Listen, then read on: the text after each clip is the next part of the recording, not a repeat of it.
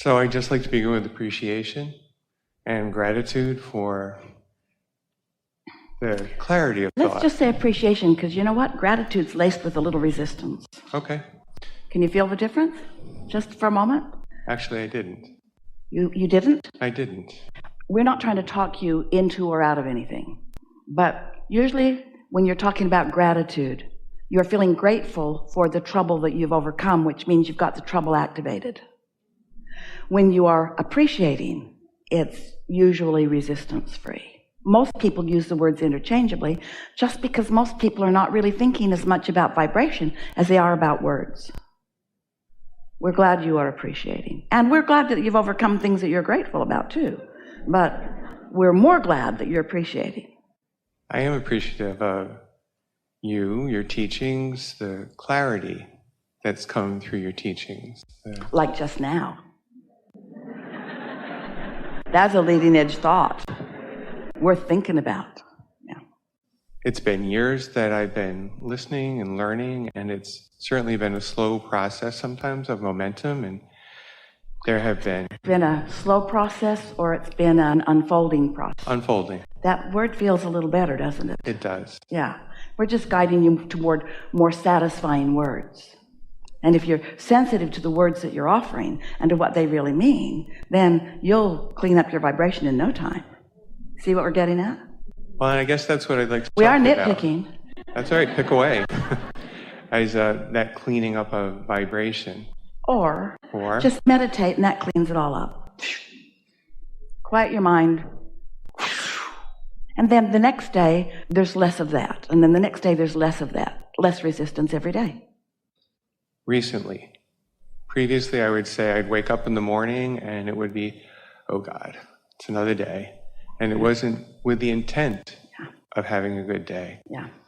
And I would walk into another bad day or another day. Another expected day. Another day that I vibrationally prepared myself to walk into. Another day that was just as I expected it to be. Because a belief is just a thought that you continue to think. But when you cease thinking those thoughts, here's a way of looking at it. Pretend just for a moment, just briefly, just to make the point, that you're standing and walking forward, and with every breath out, you spew a sort of inky red mist out there that clouds your view, that kind of messes up the day. You just keep spewing it and walking into it and spewing it and walking into it and spewing it and walking into it. But if you stopped spewing it, it might be there for a day or two, but after a while, it wouldn't be there.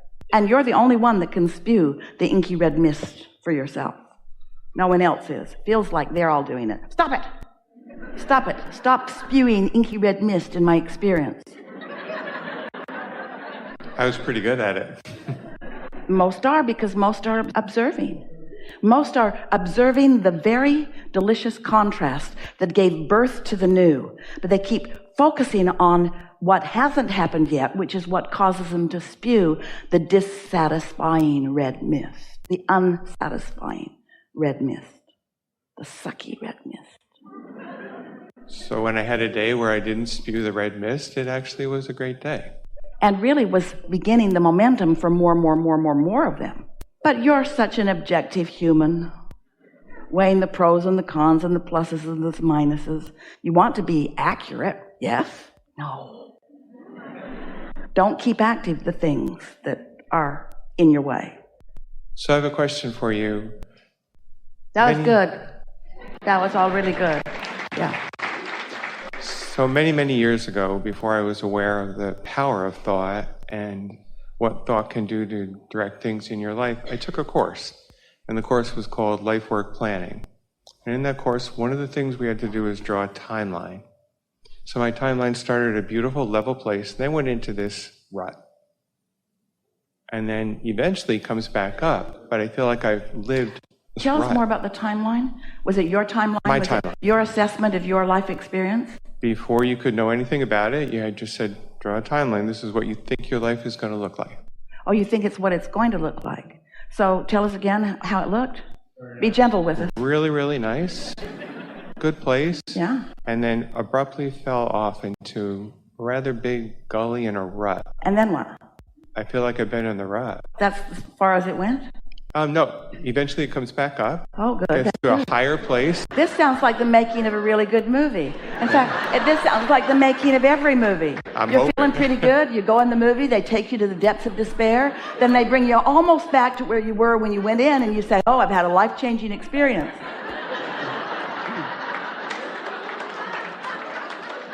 Actually, on the other end, it brings you to higher than where you were when you went in. That's the way you intended it to be. You come into this experience with high anticipation, but not much data of what you're going to do with the energy. So you begin your collecting of data process, and you do such a wonderful job of putting things into your vortex, of fashioning your own vortex. We really don't even need to talk about all of that. Let's just say you got here, you lived life, you made a vortex, and you don't know that it's there, and now you do. So now you want to focus in a way that all the good stuff that you've been asking for can begin to flow into your experience. It really is that simple. How do I do that? By being satisfied now. So I want this specific thing, Abraham. I want this specific thing that hasn't happened yet. So I accept that the creation is already done, and that my inner being has already attracted all of the cooperative components to it, and it is in the process of becoming. But I'm having a hard time, Abraham, listening to you here today. I'm having a hard time feeling satisfied about this thing that I want so much that hasn't happened. I'm having a hard time feeling satisfaction about that. We say, that's fine, then don't think about that. But don't I need to think about that in order to make it come? No. In fact, thinking about something that hasn't come keeps it from coming. Find satisfaction about other things. And as you maintain the satisfaction mode, the receiving mode, then impulses about that and other things will come to you. You could have 10 major things of interest and importance going on in your life. You've heard this from us before, we know. And one of them could be really not working at all. And 9 of them could be really working well. And you could focus upon the one that isn't working and use that as your reason for dissatisfaction and block your impulses relative to all the things that have been going well. Or you could do it the other way around. You could have only one thing going well and all the others not. And you could find the satisfaction in the one thing that is going well so that you're using that as your reason for satisfaction. And before you know it, you'd be so much in the receiving mode that every one of those other issues or experiences or situations would begin turning to impulses and experiences and thoughts that would be pleasing to you. You hear that? Satisfaction? Part of the appreciation at this moment comes from a different understanding, maybe correcting my misunderstanding of what I thought the vortex was. Let's talk about it. So what I thought when I listened to the vortex as a spinning disk, gathering all the creative components, my misunderstanding was that of being like a spin art disc, where you put some paint on it, it splatters out. And nothing seemed to be coming together. Maybe things spin out and maybe things spin in. But the reason that your planet stays in its orbit the way it does is because it spins in. That was your planet is not spin art. Otherwise, you'd all be splattered. This is law of attraction. It's law of inclusion. And the cooperative components are all being gathered and modulated and molded and refined and becoming. In other words, everything is like that. Everything that you see manifested is a vibration that has come into being. And what happens with so many humans is you were born into an environment where there was so much that was stable and positive to observe. And that's a good thing, until you begin to observe the things that feel unstable and not positive.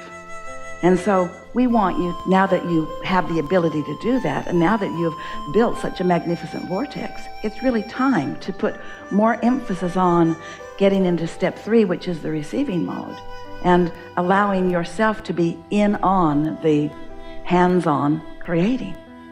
It's such a wonderful thing to be in a state of receiving and just feel an impulse to do something that might even be illogical, but it feels so good that you want to do it. So you do. You leave the house and you move in the direction of that idea, and then something wonderful comes about. Sometimes you're a cooperative component for someone else, but all of that is delicious too. As I become more conscious of my thought and the power of that thought, I want to be where you are in that receiving of the goodness that's queued up, because in that period of being in the gully and the gut, there's been plenty of receiving of the gully and the gut. That's because, we appreciate you saying that, you're always under the influence of something. But you want to tune yourself to be under the influence of who you really are, not of what you're moving from. Just stay there for just a minute and feel that. Because if you are awake and your mind is active, law of attraction is responding to your thoughts. So you've got some mix of vibrations going on, which means your point of attraction is whatever it is. And so if you're focused upon the missing of something that you want, or the presence of something that you don't want, then that's in your mix. And if that's in your mix, then you're blocking what you do want in the same moment. Does that make sense to you? It's like you can't set your radio dial on 101 and receive what's being broadcast on another. Esther likes pulse and blend on XM radio. She likes the music, but she has to tune her tuner to receive what she believes is there. So I believe it's there, and I am open to receiving, and it feels good to feel that way. And it's the first time in a long time that it feels good to actually feel that way. But can you feel? You see, we've been talking to all of you for a while, and you've been receiving us. You're watching YouTube, and you're receiving things from one another, and you have a sense of all of this. We know that you do. We can feel that you do have a basis of understanding here. But today, we want you to simplify it all for yourself. We want to ask you, do you accept that there is a vibrational reality that precedes the manifestation? Yes. And do you accept that you've been under the influence and you've projected it? In other words, if you've been under the influence of not believing in yourself or being angry at the world or angry at someone, then you've spread some red mist out there that you're going to keep running into. But you don't have to keep doing that. But you've also created this magnificent vortex that's queued up and ready for you to receive it. So if you can accept that you are more than this physical body, and that the more part of you is in on this with you and is pure positive energy and is attracting the cooperative components, and that you may be the last holdout of the cooperative components of your own creation, and that the better you feel and the more you intentionally feel satisfaction. Don't just give lip service to it. Don't just smile and pretend it. Really reach for, why is this a satisfying moment? What is it about this moment that is satisfying? And when you begin to find deep satisfaction just in a quieted mind, that's when you'll really begin to feel the resonance of this vibration of well-being that is you. You can feel. Do you meditate? Do you know that feeling of sort of detachment, that once your mind is quieted and you have a sort of state of numbness? Esther can't tell her nose from her toe. It feels satisfying. It feels satisfying. I've done that. Not on a regular basis, and maybe that's what I need to practice doing more, is just quieting down. Here it is, plainly and simply. If you are not deliberately tending to your vibrational relationship with your vortex and your inner being, if you're not deliberately allowing your vibration to rise so that you are in the vibrational vicinity of what your inner being is projecting, if you're not deliberately doing that, if you're just observing what's going on in life, you are not really garnering or gathering or gaining or accomplishing any true momentum. Because if you're just taking life as it comes to you, I like this, I don't like this, I like this, I don't like this, I like this, I don't like this, this made me feel good, this made me feel bad, you have no control. But when you decide that you're going to utilize your own emotional guidance system, and that you are going to reach across the board for more feelings of satisfaction, which means you'll find yourself reaching out for people who are more comfortable to be with. You'll find yourself reaching out for your own thoughts that are more comfortable. You'll find yourself knowing what television programs you want to watch and what ones never work out for you that way. You'll just become better at managing your vibrational gap. And the better you become at managing that, then the more time you'll spend in that receiving mode until it will just begin to kick in. You'll just reach the place where you'll know what you are under the influence of.